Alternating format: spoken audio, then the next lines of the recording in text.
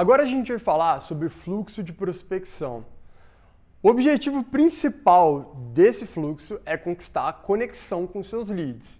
A gente pega um benchmarking básico, por exemplo, e a gente vai falar que um fluxo de prospecção bem feito, ele precisa de conquistar pelo menos 15% de conexão, ou seja, não importa se a resposta é positiva, a conexão é completamente positiva. Existe aí um outro benchmarking dentro disso, não pode ser baixo demais, então dos 15% que me respondem, metade ou mais da metade estão simplesmente falando não. Não, isso não é bom. Tem que ser bem alto, mas mesmo assim não precisa ser completamente 100% de respostas positivas dentro desses 15%. Mas esse fluxo que busca conexão, ele é direcionado de qual maneira? Facilmente, mercado e persona. O seu mercado, então, como o seu mercado se comporta, quem deveria comprar, como deveria comprar e as personas que você está buscando naquele momento são o que vão definir quando e como você vai prospectar. Você quer um exemplo de como que esse direcionamento vai acontecer? Bem simples. Vamos supor que em determinada época do ano você tem que vender para, sei lá, áreas de RH.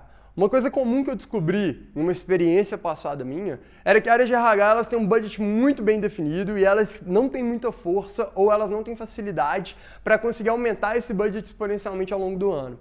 Então elas precisam criar projetos para o ano seguinte para validar o budget e aí sim conseguir aquela aprovação.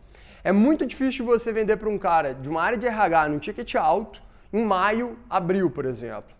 Por quê? Porque ele acabou de fechar o budget dele, ele tem um budget já comprometido com a maior parte do que ele quer fazer e ele não consegue liberar toda aquela grana, o orçamento dele para garantir essa nova contratação.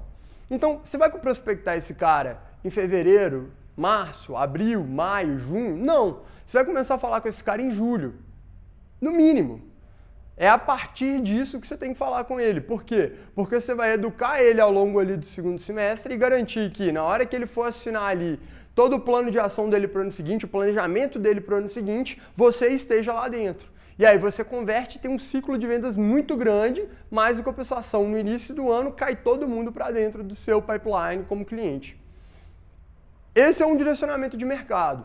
Mas aí eu penso, cara, tem dois tipos de empresas com RH. Tem um RH mais moderno e um RH um pouquinho mais antiquado. Qual que é a diferença do meu fluxo de prospecção nesse sentido? Talvez o cara mais moderno, ele goste de responder mais e-mail, e o cara um pouquinho mais antiquado, mais conservador, ele esteja acostumado a receber ligação. Então eu posso ir fazendo esses testes. A gente costuma falar que esse fluxo ele dura entre 10 e 15 dias. Por quê? Porque aqui você não tem contato prévio com o seu lead. É difícil de você ficar muito tempo tentando falar com ele e dentro desse período mais longo você agradá-lo. A partir do momento que passou ali o 15º dia, é difícil do cara querer te responder e se você continua tentando, uma hora ou outra ele reclama ou ele vai começar a te marcar como spam, que é a pior coisa que pode acontecer nesse cenário. Porque se muita gente marca como spam, o seu domínio ele vai ser penalizado e aí você vai começar a cair ou na caixa de spam de uma galera ou você vai cair na aba de promoções ali da inbox dele. Isso é péssimo, péssimo, péssimo. Então a gente fala, 10 a 15 dias é tempo suficiente para ele tomar essa decisão. Além disso, grande parte das tentativas com 10 dias, elas seguem um espaçamento de um contato a cada 2 dias, ou seja, 5 tentativas de contato. E o mesmo de 15 dias, eu aumento e faço 7 tentativas de contato. Pode ser que você queira fazer, e a gente vê isso muito no mercado americano, por exemplo, tentativas um dia atrás do outro, ou que você queira espaçar. Na primeira semana eu faço 3, 4 tentativas, na segunda semana eu faço 3 tentativas ou 2 tentativas apenas e ainda faço mais uma na terceira.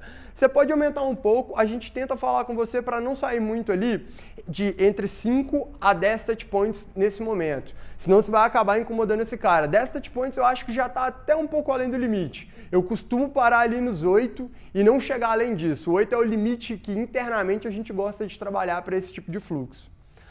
Por fim, as atividades dele vão ser variadas, mas é muito mais difícil, por exemplo, de você conseguir o telefone pessoal, o celular, e aí falar com o seu lead via WhatsApp, ou conseguir o Skype dele. Esse é o momento onde você vai pegar informações menos detalhadas, você vai utilizar de ferramentas dentro do seu processo de inteligência comercial, e se você não sabe o que é um processo de inteligência comercial, confere o nosso certificado de Outbound Marketing Sales. Mas se você já tem um processo construído para gerar lista, na hora de prospectar você tem pelo menos o e-mail e o telefone desse cara. Pode ser o telefone geral da empresa, e aí você vai ter que passar por alguns gatekeepers, mas você vai fazer esse trabalho de maneira mais genérica. É e-mail garantido, a não ser que você não trabalhe com e-mail, e a gente vai para o telefone da empresa para você conseguir, através de cold call, essa conexão. E no fim, um LinkedIn. No Brasil, o LinkedIn não funciona tão bem para esses contatos mais frios, e a galera aqui usa muito mal. É muito comum alguém te adicionar e falar: olá, muito obrigado por ter me adicionado, estamos à disposição aqui na não sei o que, e por aí vai. Não faz isso não. A gente vai falar de algumas boas práticas, e é isso que vai importar dentro do seu processo.